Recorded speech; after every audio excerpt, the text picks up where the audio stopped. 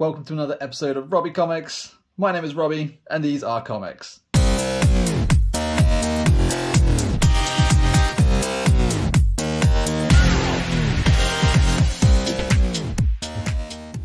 Okay, so it's actually a bit of an important video today because this marks the 1 year of me being on YouTube. So I thought I'd mess around with the sort of place where I've been recording my videos for the last few months. Yeah, so I'm kind of digging this little setup here. We've got my Godzilla comic collection in the background, a couple of Godzillas on the side, and a nice little display on the middle there. So let me know what you think down below with the new setup. And yeah, so kicking off this video with how I did it a year ago, we are looking at the free comic book day books that I picked up. We've got a bit of a stack of them here, quite nice. So let's see what I got. Okay, so starting off with, we have Spider-Man Venom free comic book day.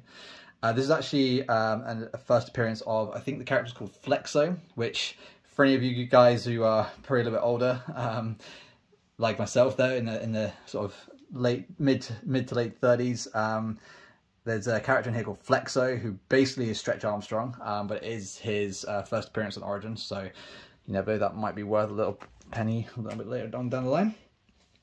And then I picked up the Uncanny Avengers there. Really nice copy. Annoyingly, the books that were out at the comic shop that I went to, they were kind of laid all on the table, so they were a bit thumbed through, but this one was a pretty good copy. So there is a first appearance of a character in this, whose name I can't remember right now, but yeah, that's going to be hopefully a good series. This one was one that my partner picked up, called The Sacrifices. Really cool, kind of a very dark story.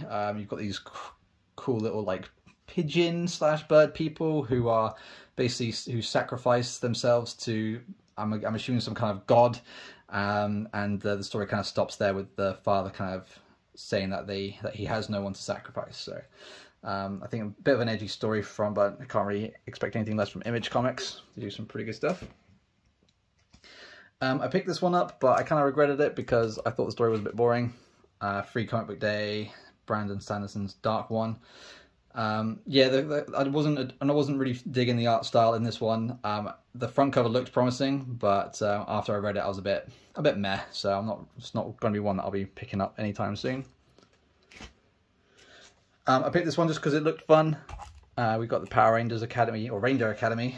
I guess, like, yeah, it's just basically the training sort of scenario for the Power Rangers. Again, a little bit disappointed with when I'm reading this one. I'm not obviously any kind of major fan of Power Rangers, but I thought I'd pick this one up just because it looked kind of fun, and you never know. I picked this one up as well. I haven't actually read the original Hush run of Batman, but it's definitely one I'm going to be considering picking up as soon as I can find it for a decent price. There's a comic book shop that has the graphic novels, which I might pick up because they're kind of a good price. But yeah, so after reading this, definitely going to be something that I'm going to be picking up. But awesome artwork as always. Another one my partner picked up, Clementine. I'm not a huge fan of the Walking Dead comic series, but my partner loves the Telltale games, so she loved playing through as Clementine in those. So she picked this one up. And out of all the free comic books, at least the ones that my store got, this one was one of the thicker ones. So you definitely got your value for money on this one because it is quite a thick boy. Always got to pick up a Red Sonja for free comic book day. I might add this one to my pull list when it comes out. I think it comes out in August. But yeah, awesome artwork as always. Cool little story, and it kicks it off quite dramatically with someone she knows being assassinated. But it looks like the person who did the killing is some kind of telepath or telekinetic. So it'd be kind of interesting to see how that plays out. But yeah, but a really good little short story to kick off the new series, yeah, I'm interested to see what happens in that one. I picked this one up purely because I love the series on Amazon Prime. So we've got Critical Role, Vox Machina, Origins. If you haven't watched the animated series already, highly recommend it. I have heard of Critical Role, but I never really watched their stuff. But I might have to now start binging this stuff because it's the animated series is hilarious, and there's a lot of nods from the animated series to the like the Dungeons and Dragons games that Vox Machina do, so or Critical Role do, sorry. But yeah, but the characters are awesome. I haven't read the book yet, or this comic, but But yeah, it looks a lot of fun, so we'll see what happens with that.